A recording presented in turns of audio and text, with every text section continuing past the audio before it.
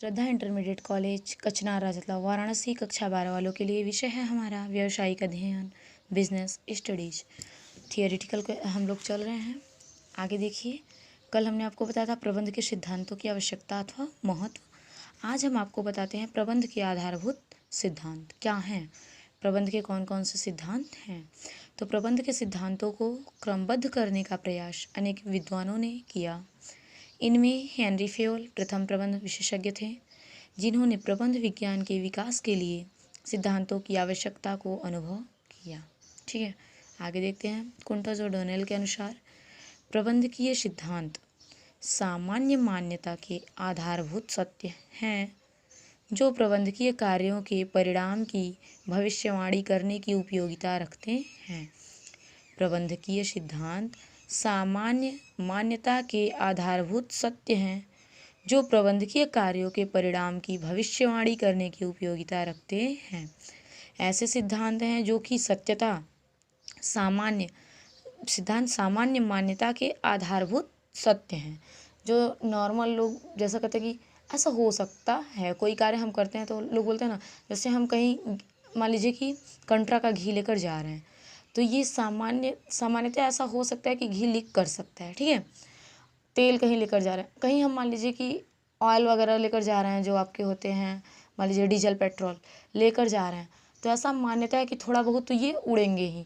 तो उसमें कमी आना या फिर कुछ उसमें अमूलचूल परिवर्तन हो जाना जो कि सामान्य हो, कोई स्पेसिफिक कार्य ना हो, कोई विशेष का उसमें परिवर्तन ना हो, ये सब नॉर्मल है जैसा लोग बोलते हैं। ठीक है, तो कोई गीला चीज़ हमने खरीदा, गीला बालू खरीदा वजन से, अब जब वो सूखने के बाद हल्का हो जाएगा, ये सब तो नॉर्मली है भाई कि सूखेगा तो वो हल्का होगा। तो ये ऐसे सत्य हैं, सामान्य मान्यता के आधारभूत सत्य हैं, नॉर्मल है, ये बेस्ड है कि ऐसा होना तय है, जो प्रबंधकीय कार्यों के परिणाम की भविष्यवाणी करने की उपयोगिता रखते हैं। प्रबंधकीय कार्यों में भविष्यवाणी करने की कि फ्यूचर में ऐसा हो सकता है, जैसे हम लोग बोलते हैं ना घी लेकर जा रहे हैं, लीक हो सकता है, ये हम भविष्यवाणी ही कर रहे हैं, फ्यूचर की बातें बता रहे हैं। अभी लीक हुआ नहीं है, ख़त्म हुआ नहीं है, कुछ भी उसमें नुकसान नहीं हुआ है, लेकिन ये आधारभूत सत्य है कि हो सकता है। तो आइए देखते हैं आगे, हेनरी फेयोल के प्रबंध सिद्धांत। तो प्रबंध के सिद्धांतों की सार्वभौमिकता पर उनके द्वारा बल दिए जाने के कारण उन्हें सार्वभौमवादी कहा जाता है। हेनरी फेयोल को निम्नलिखित कारणों से प्रशासकीय प्रबंध अथवा प्रबंध सिद्धांतों के पिता के रूप में माना जाता है। पहला, उन्होंने एक औद्योगिक संगठन के तकनीकी एवं प्रबंधकीय कार्यों में स्पष्ट अंतर किया। क्या किया था? औद्योगिक संगठन के इंडस्ट्रियल ऑर्गेनाइजेशन था, जिसमें उन्होंने टेक्निकल कार्य और मैनेजरियल वर्क दोनों में क्या किया है? स्पष्ट अंतर किया है कि टेक्निकल कार्य क्या होते हैं, बिल्कुल डिफरेंट होते हैं, किससे? मैनेजरियल वर्क से। आगे देखिए दूसरा क्या है, तो उन्होंने प्रबंध को एक प्रक्रिया माना जिसमें 5 तत्व अथवा कार्य होते हैं। उन्होंने प्रबंध को एक प्रक्रिया माना है जिसमें 5 तत्व अथवा कार्य होते हैं। नियोजन, संगठन, हमने आपको पहले ही बता चुका है 5 कार्य। आगे देखिए तीसरा, उन्होंने पेशेवर प्रबंधकों के मार्गदर्शन के लिए प्रबंध के 14 सिद्धांतों को विकसित किया। ये सबसे मोस्ट इम्पॉर्टेंट है। 14 सिद्धांत के बारे में आपको टोटली लर्न करना है और उसके बारे में थोड़ा बहुत एक्सप्लेनेशन की आपके अंदर कैपेसिटी होनी चाहिए। तो आइए हम पहले देखते हैं कार्य विभाजन का सिद्धांत। तो कार्य विभाजन का सिद्धांत किसे कहते हैं?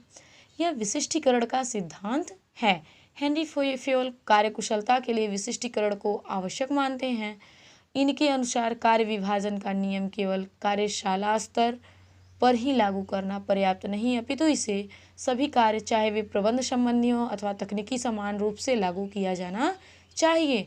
जैसे मान लीजिए फॉर एग्जाम्पल, एक फर्नीचर कंपनी है में एक व्यक्ति को लकड़ी के टुकड़े काटने को, एक को उन्हें जोड़ने को, दूसरे को उस पर पॉलिश मारने को, एक को फर्नीचर को अंतिम रूप देने के लिए कहा जाता है। तो प्रत्येक व्यक्ति एक ही कार्य को लगातार करने के कारण अपने कार्य में दक्ष हो जाएगा। जैसे वो काटने में दक्ष हो जाएगा, वो पॉलिश मारने में, वो फिनिशिंग करने में। ठीक है, उनका श्रम विभाजन का यह सिद्धांत केवल श्रमिक वर्ग पर ही लागू नहीं होता वरन प्रबंध वर्ग पर भी समान रूप से लागू होता है। जब एक प्रबंधक को एक ही विभाग का एक जैसी क्रियाओं को लगातार करना पड़ेगा तो वह अपने कार्य में दक्ष हो जाएगा। परिणाम स्वरूप कम समय में वह अधिक लाभदायक निर्णय लेने में कुशल हो जाएगा। ठीक है, आगे देखिए नेक्स्ट है हमारा अधिकार व उत्तरदायित्व का सिद्धांत। अधिकार व उत्तरदायित्व का सिद्धांत क्या कहता है? तो अधिकार तथा कर्तव्य साथ साथ चलते हैं। आपको पता है जो आपकी रिस्पॉन्सिबिलिटी है वो आपकी ड्यूटी भी है। तो मैनेजर का अधिकार व्यक्तिगत रूप से और अधिकारी के रूप से और ही उचित और ही हो सकता है। बिना अधिकार के उत्तरदायित्व तो व्यक्ति को प्रभावहीन बना देता है। अगर आप उसको वो रिस्पॉन्सिबिलिटी नहीं देते हो, उसको वो आप राइट्स अधिकार कार्य करने का नहीं देते हो, तो आप उसके लिए उसको उत्तरदायी भी नहीं बना सकते हो। तभी उसके लिए उत्तरदायी वह व्यक्ति होगा जब उसको वो अधिकार प्राप्त होंगे। ठीक इसी प्रकार बिना उत्तरदायित्व के अधिकार उचित नहीं है। फ्योल के शब्दों में अधिकारों का परिणाम ही उत्तरदायित्व है। यह अधिकार का स्वाभाविक परिणाम और आवश्यक रूप से अधिकार का ही दूसरा पहलू है तथा जब भी अधिकारों का प्रयोग किया जाता है तो उत्तरदायित्व तो स्वतः ही जन्म ले लेता है। ठीक है, आगे देखिए अनुशासनी आदेश की एकात्मक सिद्धांत। तो कर्मचारियों को एक ही अधिकारी से आदेश मिलने चाहिए। यदि एक से अधिक अधिकारियों से आदेश मिलेंगे तो उनका ठीक से पालन नहीं हो सकेगा। फ्योल के शब्दों में किसी संगठन के में कर्मचारियों के कुशलतापूर्वक कार्यों के लिए आदेश की एकता ही होना जरूरी है। ऐसा नहीं है कि पता चले एक व्यक्ति है, उसको ऑर्डर देने वाले 36 लोग हैं, वो किसके किसके ऑर्डर को पूरा करेगा? उसको ऑर्डर देने वाला एक ही व्यक्ति होना चाहिए, तभी वह जान पाएगा कि इसके पूर्व में हमने जो आदेश दिया था वो कार्य समाप्त हो गया, तब वो नए आदेश को देगा। ऐसा हुआ कि HR आया, कोई दूसरा आदेश देकर गया, दूसरा मैनेजर आया, वो दूसरा आदेश देकर चला गया। ऐसे में क्या होगा? वह व्यक्ति किसी कार्य को सही ढंग से कर नहीं पाएगा। इसके लिए उसको आदेश देने वाला एक ही व्यक्ति होना चाहिए, कई लोग नहीं होने चाहिए। आगे देखिए निर्देश की एकता। किसी एक उद्देश्य की पूर्ति के लिए किए जाने वाली सभी क्रियाओं का संचालन एवं निर्देशन एक ही व्यक्ति के द्वारा किया जाना चाहिए। जैसे मान लीजिए ये प्रोडक्ट बनाना है तो इसके लिए केवल एक ही व्यक्ति बनाए, उसको एक ही व्यक्ति उसको पूरा सामूहिक रूप से देखे। कई व्यक्ति देखेंगे तो उसमें लोग अपने अपने विचार देने लगेंगे, जिससे क्या हो जाएगी उन लोगों में आपस में सामंजस्य नहीं बैठ पाएगा और सामान अच्छे से नहीं प्रिपेयर हो पाएगा। ठीक है, नेक्स्ट देखिए सामूहिक हितों के लिए व्यक्तिगत हितों का समर्पण। सामूहिक हितों के लिए व्यक्तिगत हितों का समर्पण। तो संस्था के हितों के लिए व्यक्तिगत हितों का समर्पण संस्था के हित में होता है। प्रबंधक को यथासंभव सामान्य हित एवं व्यक्तिगत हित में समन्वय स्थापित करने का प्रयास करना चाहिए। यदि किसी समय दोनों हितों में संघर्ष उत्पन्न हो जाए तो सामान्य हित के लिए व्यक्तिगत हित की बलि चढ़ा देनी चाहिए। उदाहरण के लिए क्रय प्रबंध को कच्चा माल क्रय करने के लिए पूर्तिकर्ताओं की आवश्यकता है। बाजार में अन्य पूर्तिकर्ताओं के साथ उसका अपना बेटा भी पूर्ति करता है। प्रबंधक अपने बेटे से बाजार भाव से अधिक पर माल की आपूर्ति करने का समझौता कर लेता है।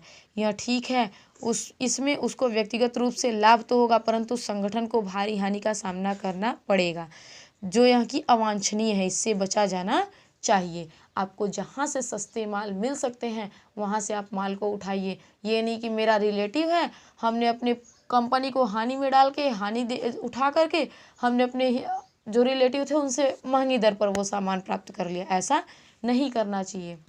जहाँ से आपको सस्ता मिलता है आप वहाँ से लो। जहाँ से हो सके आप फर्म के लिए क्या करो, फर्म को लाभ दो।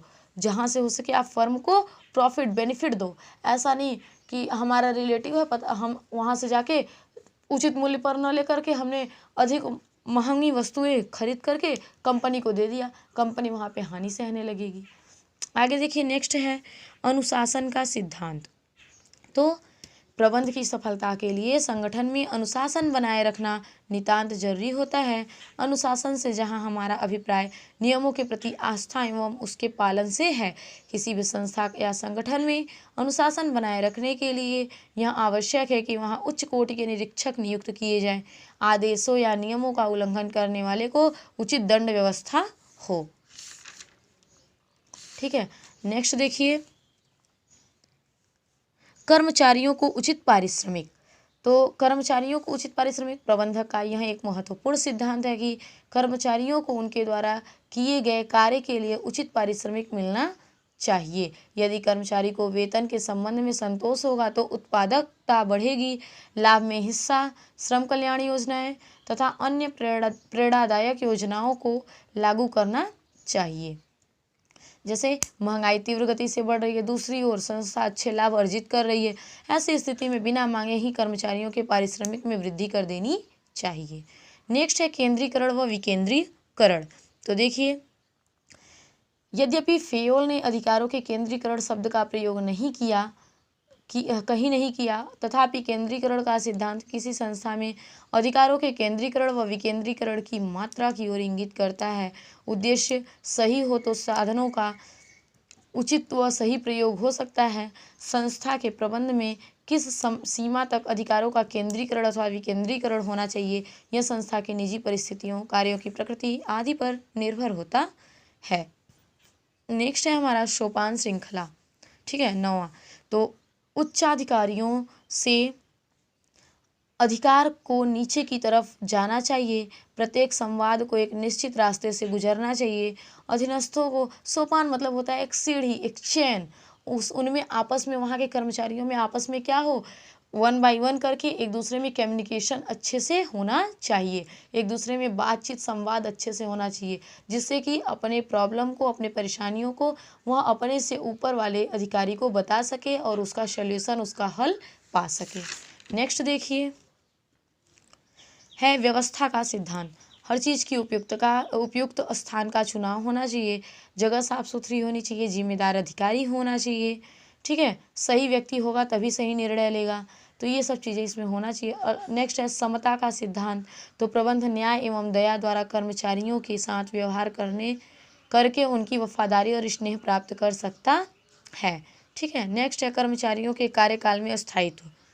तो कर्मचारियों को कार्य समझने के लिए समय दिया जाना चाहिए, उनके कार्यकाल में स्थायित्व होना अपेक्षित होता है।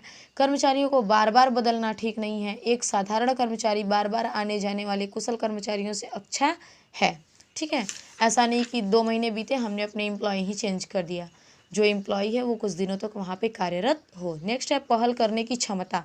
तो फेयोल ने इस सिद्धांत में के प्रतिपादन द्वारा प्रबंधकों से अनुरोध किया कि वे अपने झूठे आत्मसम्मान की भावना की त्याग दें तथा अपने अधीनस्थ कर्मचारियों को काम करने की पहल करने दें। इससे व्यापार की शक्ति बढ़ती है। प्रबंधकों को चाहिए कि वे कर्मचारियों से अधिक सुविधाएं उपलब्ध कराएं, जिससे कर्मचारियों का हौसला बढ़ सके और प्रबंधकों का काम भी आसान हो सके।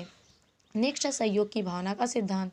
तो काम में जुट जाने की भावना का होना आवश्यक है। अपने व्यवसाय के सम्मान का लिए कार्य करना चाहिए। फेयोल ने मिलकर कार्य करने पर बहुत जोर दिया है। तो जब तक कर्मचारी मिलकर एक टोली के रूप में कार्य नहीं करेंगे तब तक सफलता संदिग्धता बनी रहेगी। तो आज के लिए धन्यवाद। कल हम आपको बताएंगे नेक्स्ट सिद्धांत के बारे में।